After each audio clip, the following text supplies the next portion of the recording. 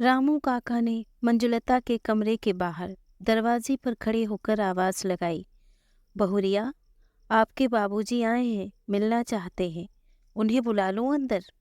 काका को ही पूरे घर की देखरेख की जिम्मेदारी दी गई थी। मंजुलता जब से ब्याह कर इस घर में आई थी तब से ही देखा था। उसके ससुर जी के व्यापार के सिलसिले में घर से बाहर रहने पर सबकी देखभाल करना और घर के साथ साथ घर के लोगों की चिंता करने की जिम्मेदारी भी उन्हीं की थी। रामू काका बुजुर्ग आदमी थे, इसीलिए मंजुलता भी उनको पिता तुल्य सम्मान देती थी। काका दुलार से मंजुलता को बहुरिया कहा करते थे। नहीं, जाकर उनसे कह दीजिए मुझे नहीं मिलना है, वो वापस लौट जाएं। बहुरिया, जिद मत कीजिए, बेचारी इतनी दूर से कितनी बार आ चुके हैं आपसे मिलने। एक झलक तो देख लीजिए, पिता हैं आपके, कुशल छेम पूछ कर चले जाएंगे।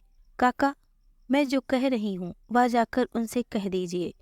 मेरा उनसे कोई नाता रिश्ता नहीं रहा, उनके लिए मैं मर चुकी हूँ, मरे हुए से कौन मिलता है। भारी पैरों से काका बाहर बरामदे की ओर लौट गए।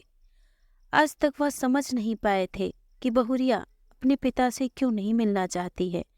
शाम को जब मंजुलता दिया बाती लेकर तुलसी चबूतरे पर दिया जलाने घर के बाहर निकली तो काका हाथों में एक कागज का टुकड़ा लिए पास आकर खड़े हो गए। सफेद रंग की साड़ी पहनी मंजुलता संध्या के समय हाथ में जलते हुए दिए की लौ में साक्षात देवी लग रही थी। नसीब ने बेवक्त ही उसे विधवा का चोला पहनने पर मजबूर कर दिया था। 5 साल पहले ही वह लाल जोड़े पहने महावर लगे पैरों से ससुराल की देहरी लांघकर गृह प्रवेश की रीत निभा कर आई थी। लेकिन हाय रे नसीब। क्या बात है काका, कुछ कहना है क्या? नहीं बहुरिया, कहना नहीं है, बस यह देना था आपको। यह चिट्ठी आपके बाबूजी दे गए हैं और कहा था कि मैं आपको दे दूं। मंजुलता ने अनमने से काका के हाथों से वह कागज का टुकड़ा ले लिया और अंदर चली गई। पूजा पाठ खत्म हो जाने के बाद वह अपने कमरे में जाकर अंदर से दरवाजा सटा लिया और धीरे से कागज के टुकड़े को खोला। पूरे पन्ने में बस 4 लाइन लिखी थी। बेटा, माँ बाप ताउम्र बच्चों की गलती को माफ करते हैं। क्या बच्चों का फर्ज नहीं बनता कि वे अपने माँ बाप के गलत फैसले पर पर्दा डाल दें और उनके द्वारा गलती को माफ कर दें? मुझे माफ कर दे बेटा, यह बोझ लेकर मैं जी नहीं पाऊंगा। मंजुलता कागज के टुकड़े को अपनी मुट्ठी में भींचते हुए फपक पड़ी। उस बंद कमरे में उसके दर्द को समझने वाला कोई नहीं था। आज सब उजड़ जाने के बाद बाबूजी को एहसास हुआ कि वह गलत थे, लेकिन क्या फायदा? क्या वर्षा जब फसल सूख जाए। मंजुलता की झरती आंखों में एक बार फिर अतीत का दर्द झिलमिला गया। हायर सेकेंडरी की परीक्षा में उसने अव्वल स्थान प्राप्त कर पूरे खानदान की लड़कियों में अपना नाम सबसे ऊपर दर्ज करवा लिया था। समूचे गांव में माँ ने मिठाई बंटवाई। मंजुलता के पैरों में जैसे पंख लग गए थे। उसे तो पढ़ लिख कर अपने पिता की तरह बैरिस्टर बनना था। शहर के सबसे अच्छे डिग्री कॉलेज में उसका नामांकन हुआ। फिर शुरू हुआ पढ़ाई का सिलसिला। कभी कभार नोट्स लेने देने के सिलसिले में वह अपनी एक सहपाठी के घर जाया करती थी। एक दिन वह बिना झुंझलाहट मंजुलता के घर अपना नोट्स वापस लेने आ पहुंचा। फिर क्या था, चाचा ताऊ बुआ सब नाक की तरह फुफकार उठे।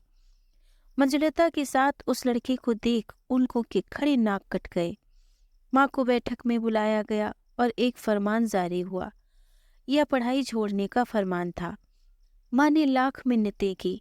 उन्होंने सबको समझाया कि ऊंची पढ़ाई में एक दूसरे का सहयोग लेना पड़ता है। कोई सहपाठी घर पर आ गया, इसका मतलब यह नहीं है कि मंजुलता के कदम लड़खड़ा गए हैं। मंजुलता के रूढ़िवादी परिवार में यह घटना भूकंप की तरह आई थी। उस भूकंप में परिवार के साथ साथ बाबूजी भी हिल गए। बेटी की इच्छा पर सामाजिक प्रतिष्ठा भारी पड़ी। देखते देखते उन्होंने एक अपने मित्र के पुत्र से, जो ऊंची घराने का इकलौता वारिस था, विवाह तय कर दिया। मंजुलता की रजामंदी का तो कोई प्रश्न ही नहीं था।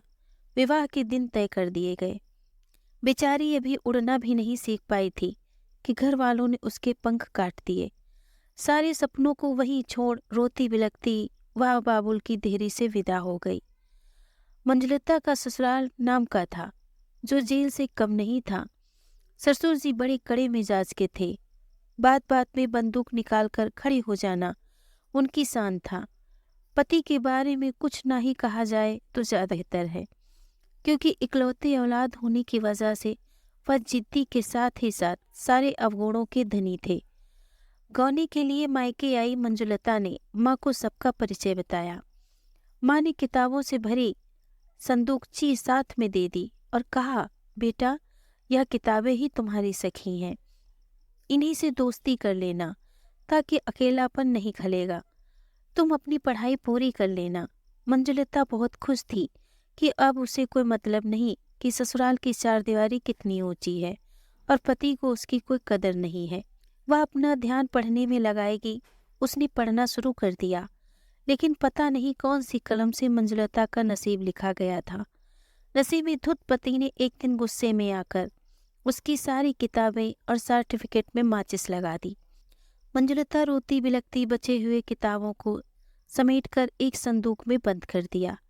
कुछ ही महीनों बाद आपसी रंजिश में दुश्मनों ने पति को कचहरी से लौटते समय गाड़ी से ठोकर मार दी। पैसा पानी की तरह बहाया गया, पर वह बच नहीं पाए। इस बार किस्मत ने मंजुलता की बची खुची जिंदगी को भी खाक कर दिया। उस दिन के बाद से वह मूक बधिर सी बस जिंदगी को बोझ की तरह ढोए जा रही थी। मंजुलता ने अंधियारे को गले लगा लिया था। वह किसी से भी नहीं मिलती थी, चाहे वह उसके मायके वाले ही क्यों ना हो। माँ झटपटा कर रह गई कि एक बार बेटी को देख पाती, लेकिन मंजुलता ने साफ मना कर दिया। अपने आंसुओं को पोंछते हुए मंजुलता ने कांपते हाथों से लोहे की भारी भरकम संदूक को खोला और उसमें से एक थैला निकाला। थैले में कुछ अधजले सर्टिफिकेट थे, जिनको सीने से लगाकर वह फूट फूट कर रोने लगी। अनायास ही उसके मुंह से निकल पड़ा, बाबूजी, मैंने तो माफ़ कर दिया, क्या आप अपने आप को माफ़ कर पाएंगे?